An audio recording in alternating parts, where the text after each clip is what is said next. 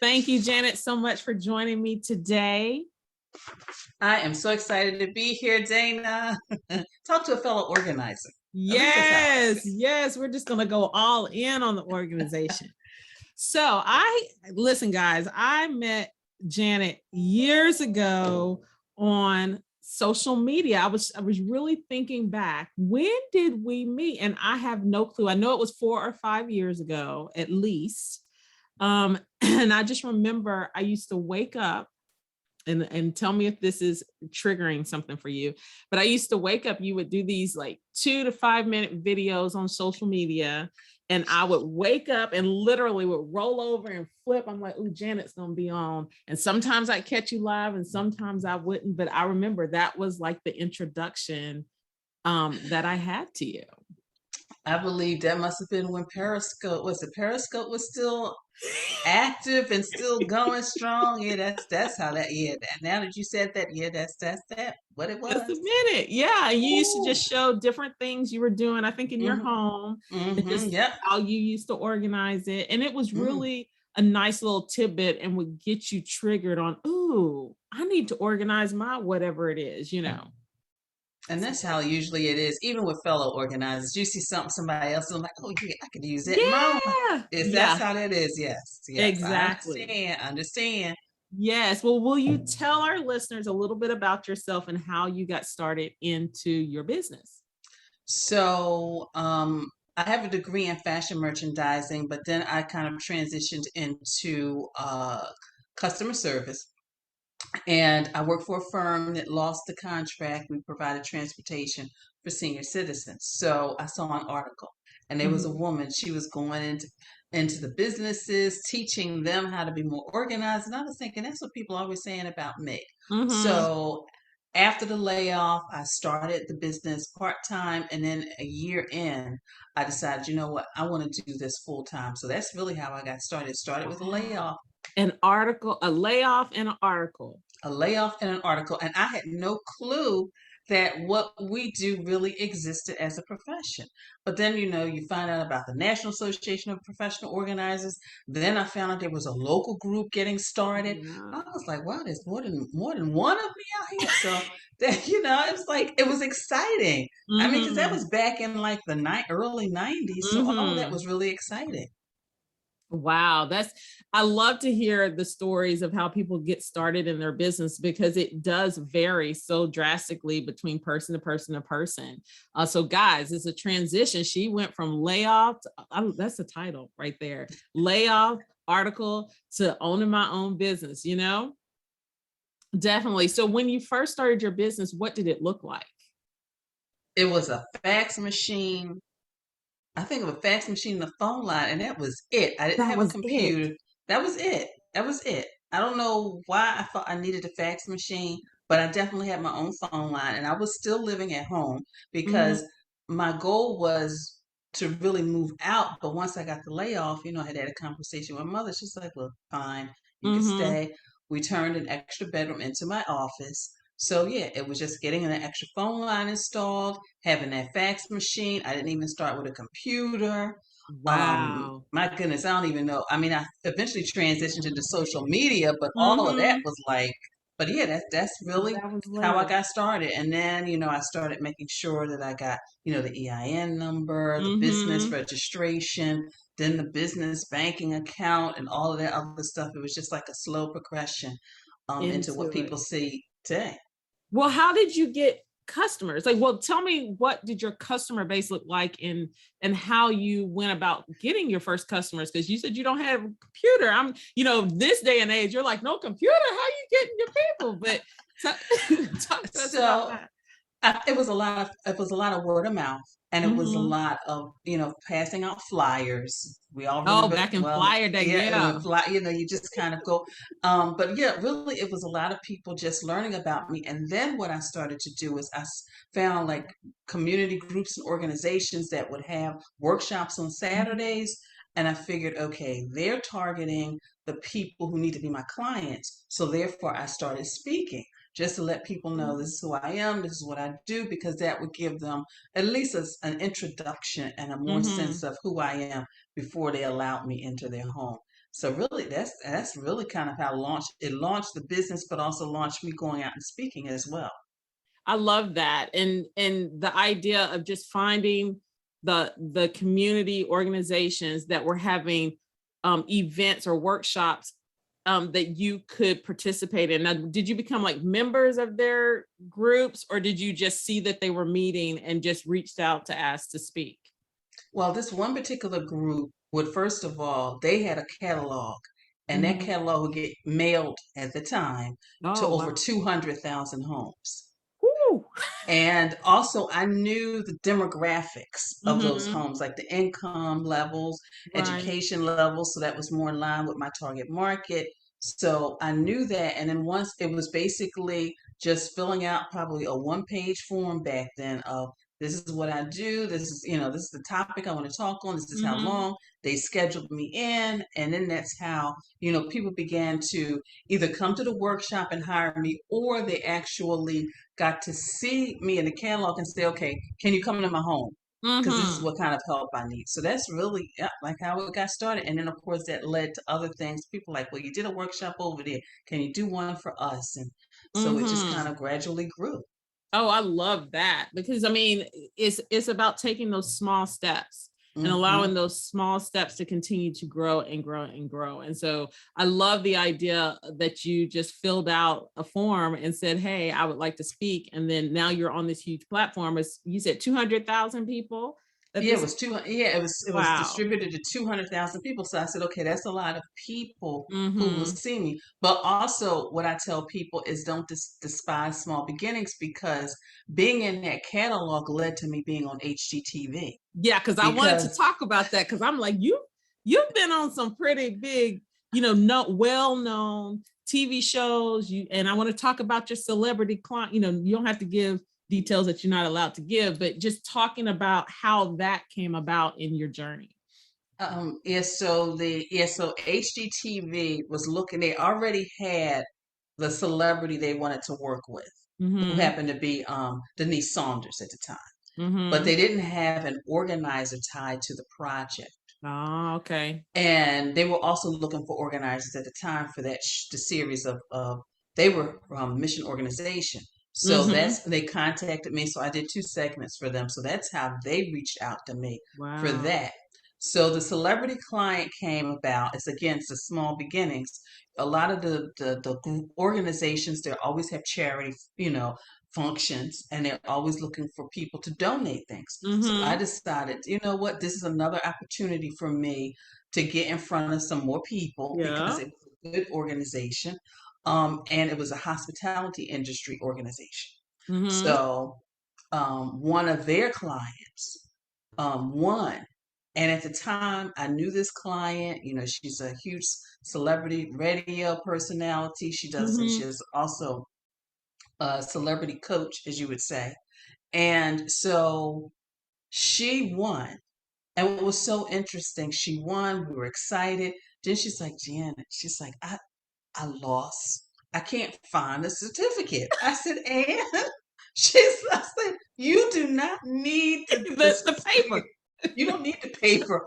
I said, we are still on. She's like, really? I said, yeah, we are still on. So, and that relationship has grown to the point where because at the time she had a radio show, so she would have me on at the beginning of the year, Mm-hmm. just to give a few tips. Periodically, she has me come into her home. So, that's how that started. And that's why I try to tell some of the younger people who are starting business, sometimes it's just those little things that you can do that will launch you into a Oh, whole nother yes. area, a whole nother clientele. So that's how I got that. And then the other client was Les Brown. And Mm-hmm. it's interesting how that came about, because at the time I was listening to his tapes religiously. And I'll never forget, it was a late night call on my personal line. Mm-hmm. And I said, hello. And he said, hello. And, I recognized her voice because I said, I Second. know, I know. I said, I know who this is. He said, you know who this is? I said, yes. I said, because I'm listening to you all the time. So a friend was in his office, and he was shuffling from this to that and everything. She said, you need to call Janet. And so she gave him my personal number, which I don't care. You're right. You're like, okay, listen. I don't care. I don't care. It was a late night. I don't even care. And yeah, and he hired me just to kind of help him, just to kind of organize some things and projects, etc. So yeah, and it's like, and sometimes your friends, family can be your best PR Mhm. marketing people.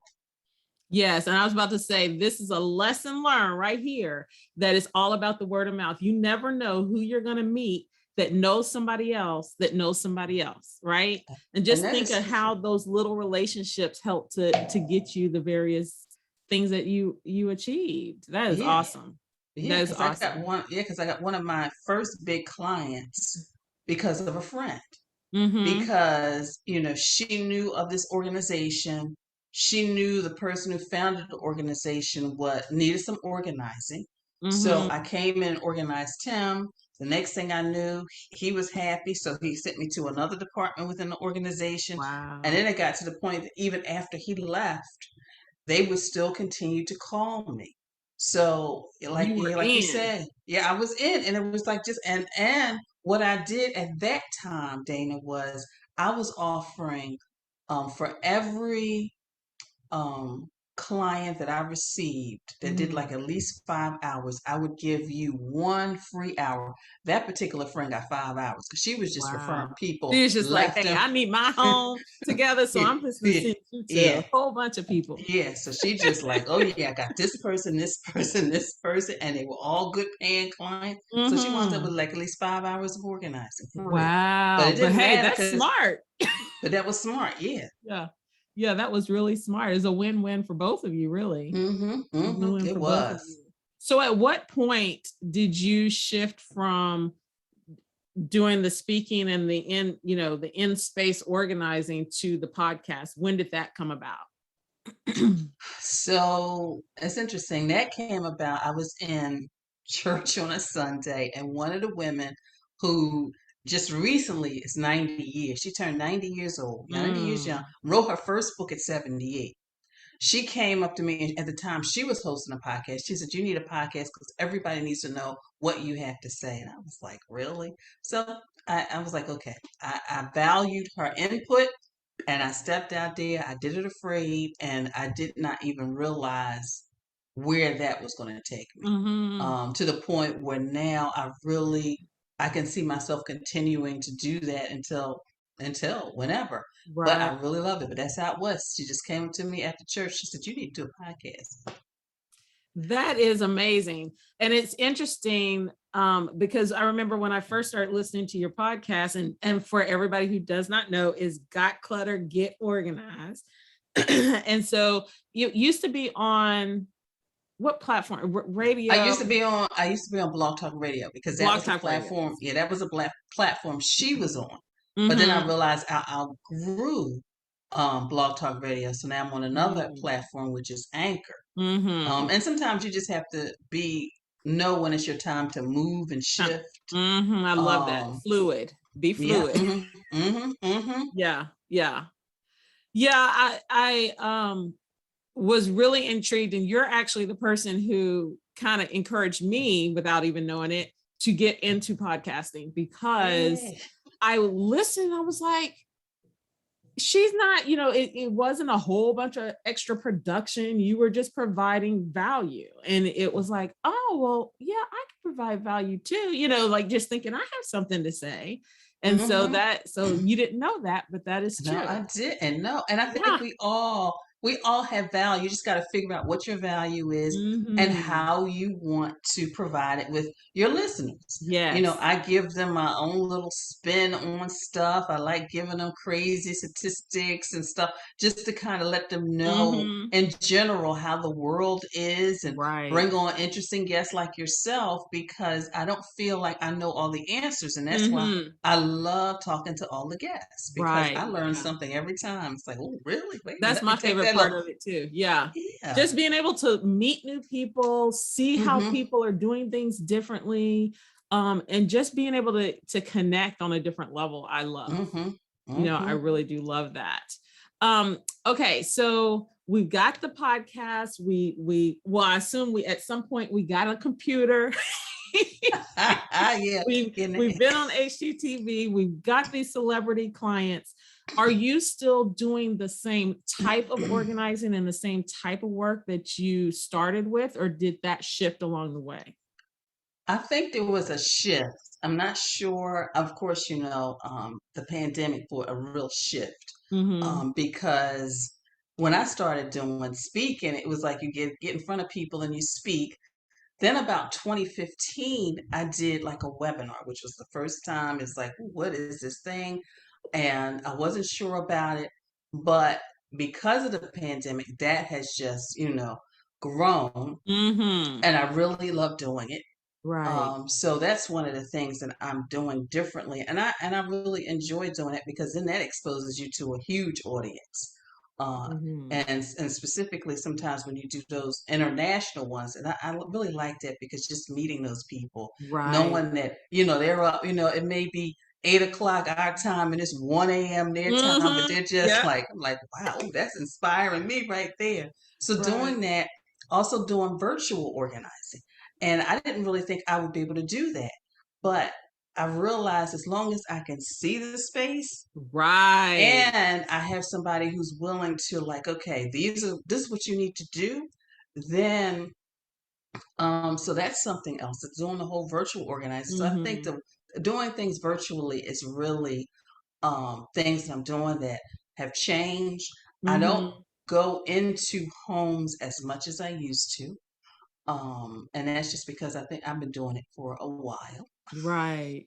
20, At 20 some years, point you just hit that yeah, cusp where you're I just hit the like, walls okay. like 27 years. So, before I could go to one client in the morning, another client in the afternoon, it's like, I can't do that anymore. Yeah.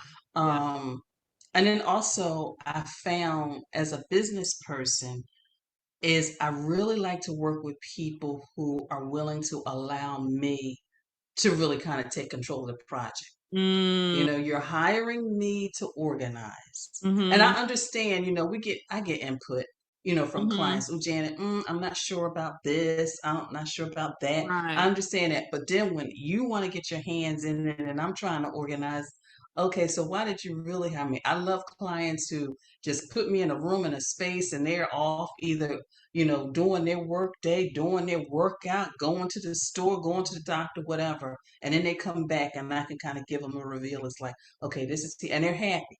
Right. I And have, see, I'm yeah. glad you brought that up because with organizers specifically, there are all different types of organizers. And so you Hmm. are you're more do it for you service, or do with you. You're kind of both of those, I'm assuming. Yes. Yes. And so that is a clear distinction that you have to make, especially for those of you who may be looking to hire an organizer, to understand that there are do it for you, do it with you, or show you how to do it, do it yourself services. And so just being able to clarify that when you're looking for something is important.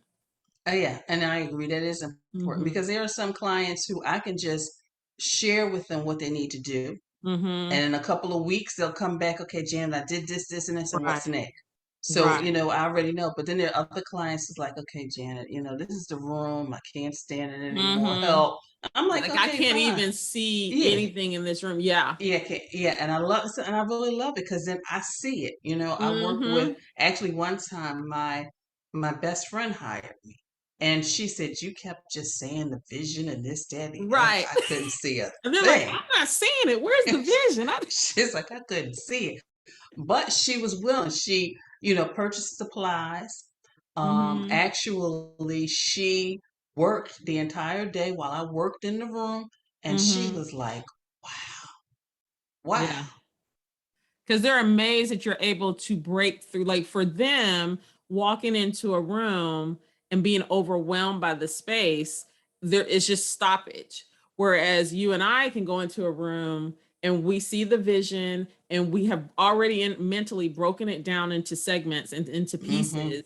And so we're Mm-hmm. flying through this room and they're just amazed at the fact that you're not stuck by what they're stuck by. And Yeah. that's always interesting to see, just the amazement Yeah, it of the is. work. It is. It is because we're not attached to it like they are. Right, right. Disconnecting that emotion from stuff Mm-hmm. is Mm-hmm. important. Yes, it Mhm, is. Most It truly definitely. is. It truly So is. for those who, number one, would be looking to hire an organizer, be that a virtual organizer or an in-person organizer, what would be some of the things you would recommend that they ask or that they do during that process? Well, definitely the first question is, have you worked on projects similar to this one? Also, what is your process? Do Mhm. come out and sit with me and have a conversation, and then, come back with a plan? Um, in regards to supplies, where do you source your supplies? Because Mhm. sometimes I have clients who want the high end. Because I have one Mhm. client who's like, look, I don't want anything plastic. Right. I But want then the other clients, yeah. they're fine. Yeah, Mhm. they're fine with that. So it's really just kind of having those conversations. And what is your vision? What is your goal? And Mhm. sometimes I'll even ask clients like, what is your plans for the next couple of years? Because Right. Looking is this beyond today. yeah, because yes, I'm Mhm. coming in here and organizing and doing this, but is it your plan 2 and 3, down the line to Right. actually sell the house or move from this space? Or is this Mhm. space going to be the family home forever? Because then that kind of can decide specifically when it gets into like customizing systems, then, Right. it makes it a lot easier. Are we gonna put in a whole closet system, or are we gonna give you something that can just Yeah, maybe something do until simple. you Mm-hmm. Mm-hmm. mhm. That's very important, very important. So with the introduction, I know we kind of talked about the transition to virtual, working virtual with the pandemic, but let's talk about social and how social has affected you or where you are in the social aspect of things. So, social media, I love social media because it allows me to connect with people. Mhm. Of course, Dana, that I had a little bump in the road Yes. when, I had really worked hard and I had over 19,000 people on Instagram. And unfortunately, somebody got into hack the account. So I had to start over. But it really made me more aware of some of the people that I was following that maybe I shouldn't have been following Mhm. because it's a whole, I feel personally with social media, I have a whole different feeling about it specifically. I took a break after, Mhm. the hack. I was like, okay, I can't rush into this right now. I got to first go Right. figure out what happened. Can I get the old account back? But I couldn't, Mhm. and I had to let it go. And I think for me, it was like, okay, maybe I need to let go and start fresh. It's made me feel I need to simplify some things. So I will be Mhm. kind of streamlining a few things because it was like, oh, wait a minute, I got some time on my hands now. I was like, and that was like the big revelation. I was like, was I spending that much time? Right. So now I have, so it's like, yes, like making me want to simplify and, but also be more engaging. So I'm still Mhm. working on that because I know, videos are the big thing. So just kind Right. of really getting myself comfortable with that. But that's always just kind of a self-reflection, looking in the mirror. It's okay. You don't look good today. You need to maybe do that another day. Yeah, video can be I have a love-hate relationship with it, to be Mm-hmm, honest, mm-hmm, because there are days mm-hmm. when I'm like, yeah, it's easier for me to do video. And then other days, like you said, it's like I'm just not really feeling it. My throat is off, my voice is off, or I don't quite look my best, but I want to get this content out there. So how do I do Mm-hmm. this? So yeah, Mm-hmm. I totally get that. Totally get that. So what platforms do you prefer? Well, let me two-part question. What platforms do you use and which ones do you prefer? Because I know you're going through a transition right now. Okay, so I am basically on all the platforms like Instagram, Facebook, Twitter, LinkedIn, Pinterest. I think that's what I'm on right now. YouTube, are you still on YouTube? And I'm still, thank you, Dana. I'm Okay. still on YouTube I was like, because are you sometimes still you, on you YouTube? gotta wait, but you gotta count them all. So, um, I embrace YouTube because of the videos, and that's where I need to get my comfort zone. I enjoy Instagram because it's just like nothing but pictures. Mm-hmm. Um, I like Facebook because a lot of times it gives you a little bit more interaction. And I'm even noticing because see, the one thing people may not know is I have actually two. I started because of the business Totally Organized. So Totally Organized has a Facebook page, but then also Janet M. Taylor has a Facebook page. Mm-hmm. And I've noticed that there's more engagement on Janet M. Taylor. So now I am going to, I don't even know how I'm going to do it, but I just really would like people to transition from Totally Organized to Yeah. Janet M. Taylor. Because then that's one less thing I have to maintain. You're going through that transition that I went through when I Yeah. realized that too. It's like nobody knows who the happiness bucket is. Like, Yeah, it's like people are following it, but there's no engagement as right. opposed to the other. And then I enjoy LinkedIn Mm-hmm. because I've gotten a couple of really good clients via LinkedIn. He is a VP of a bank, and he's like, look, I need you to come and do my class. Mm-hmm. And it was right in the middle, the midst of the pandemic. He's like, I'm not wearing all this stuff. He said, I'm Right. working from home like everybody else. He's like, and I mean, he had like a closet full of suits. So just kind of organizing those. So, I mean, I like all of them. Twitter can be sometimes challenging just trying to keep up. But I think for me, the challenge in all of them is trying to make sure I keep up with everybody else's, making sure I'm like, okay, all right, I'm following this person, so I need to just make sure that I appreciate their post. So I think that's Right. part of the whole balance too, and just trying to Mm-hmm. figure that out in my schedule. Yeah, and having purposeful connections, because I Yep. mean, you are kind of alluded to a lot of the things that I know. For me, when I did an evaluation of social, like I'll go dark, periodically, just so that I can just make sure that I am intentionally, being intentional about what I'm putting out and how I'm communicating or engaging with the people that I am connected with. And I find that that helps me cleanse it very easily, because I'm like, Hmm. why am I following this person? Every time their stuff comes up, I scroll right on past it. So I need to just Hmm. disengage, Hmm. from this individual. But I'm kind of like you, where it's like I see the value of social media. It does take a lot of time. And so I had to say, okay, which platform is my my number Hmm. one? And that's Instagram at this point. But I am kind of like you. I'm leaning to LinkedIn a little bit too, because what the people I get from LinkedIn are value rich, in Hmm. that they are ace boon coon. They're gonna be there. They, when they contact me, they are ready to work. Hmm. Um, Hmm. Whereas Instagram, I have a lot of engagement. I have a lot more Yep. conversation and interaction. Hmm. So Hmm.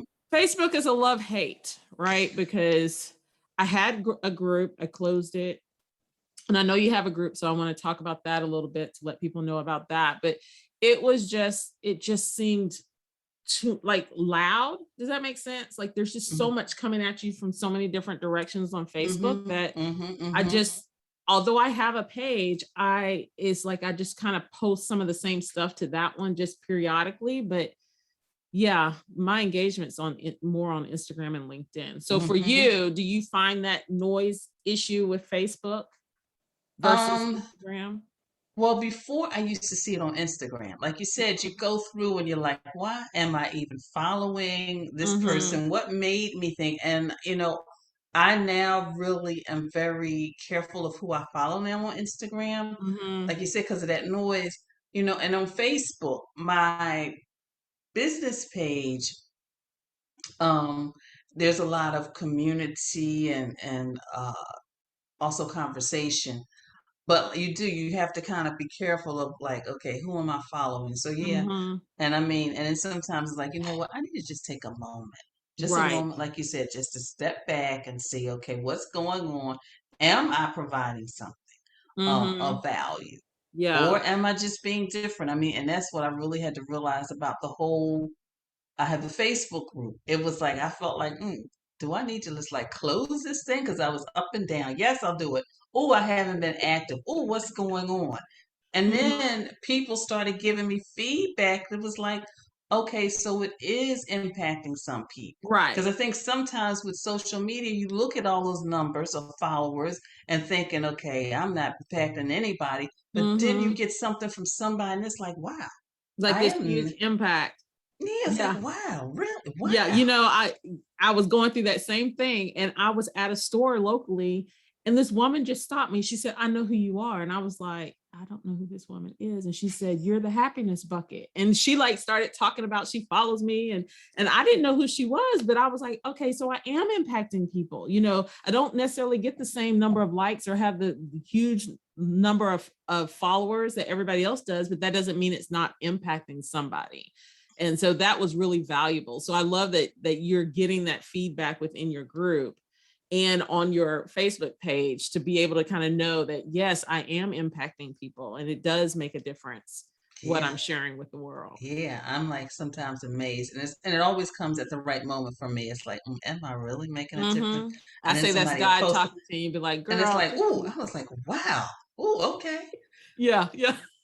So on Facebook, do you post primarily just on your page and in your group, or do you do some on your personal profile? Like, how do you differentiate what you post where? So that's something I'm also just trying to figure out the balance Mm-hmm. because I usually primarily do my page, and I definitely try to keep engagement on my group. Mm-hmm. My personal page, I will post periodically, like maybe some kind of like if I was featured in an article or something like that. But I think moving into, the fourth quarter into the new year, I'm going to be a little bit more strategic Mm-hmm. because I posted some things, some personal stuff, and I'm like, okay, over 120 of you people like this thing. So, Mm-hmm. okay, maybe I need to work on that because for a while I was trying to keep them separate, but I don't really put a lot of my personal stuff out there, Right. unless it's something, I go to a museum and I see something Mm-hmm. or like that. So, but Yeah. yeah, yeah. So usually what I post on like Facebook, Twitter, and LinkedIn is usually similar. Instagram is completely different because it's a whole different platform, at least Right. to me. Right. So It's just images. yes, Images. it's images. The same with Mhm. Pinterest, it's images. Yeah. And it's funny with the engagement on Instagram, how you can post something that you're like, I think is good, but I'm not really expecting a high amount of engagement. And then all of a sudden you get a ton of likes and you're like, what what's going on? And something Yep. that you think would get a ton of likes or engagement gets nothing, And so it's very interesting, the shift. And I don't know if you've noticed this, but um, how just the frequency of posting changes when people see your stuff, obviously. But like, I was really concerned about, there's a daily post that I do now, that certain days I post the same thing, and I have it on recycle to post it out there, and people are constantly engaging with that, and I'm like, I guess there is some truth in, the people don't really see it, right? Everybody's not going to see your stuff when you post it. And so by Yeah. doing the frequency, to you, you're seeing it every single time. You're like, oh, they're going to get tired of this, but everybody's not seeing it at that frequency. Mm-hmm. And are you Mm-hmm. noticing, because I know that I love your Instagram process, right? And so do you see a difference when the way that you post in the way that you post? I don't know if that makes sense, what I'm Difference asking. in my numbers because like right now I think I have like a little over 200 followers, but within a month's time, because I look at the insights, Mhm. I've got like an engagement of 6,000 people. And you're like, what? Where these Yeah, people come yeah, from? because I was like, wait. I'm like, okay. I'm like, all right. So I figure, okay, so I must be doing something, like you said, good, because sometimes you look at those numbers and it's like, okay, I'm Mm-hmm. thinking this is going to do great. I posted a picture one time of an empty Rita's water ice cup, and my goodness, that thing got so many likes. I'm like, You're like, what is this about? yeah, you don't even understand it. So Right. yeah, so it's just interesting, the whole, like you It said, is. the whole process. I'm glad to hear that somebody else is experiencing that on the platform. And it's just like that. I don't know the rhyme or reason. I at this point, it's kind of like, I'm not even going to try to understand, Yep, right? not me. Because Yep.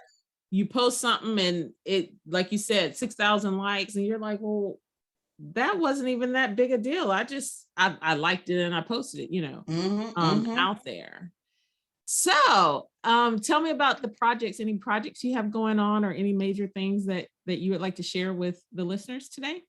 So I think the biggest project is the revamping of the website, as we talked about that. So that's Yeah. exciting. I told the team I want a new website, and they came back, well, great, we want new pictures. So, so I Yes, those mean, pictures are fabulous. I can't wait to see so all of them. I can't wait to see. so yeah, so that's one big project. I just finished, as you know, 7 weeks within, I guess I call it like podcasting class course. Mm-hmm. So I'm gonna do a little bit of revamping with the podcast, Mm-hmm.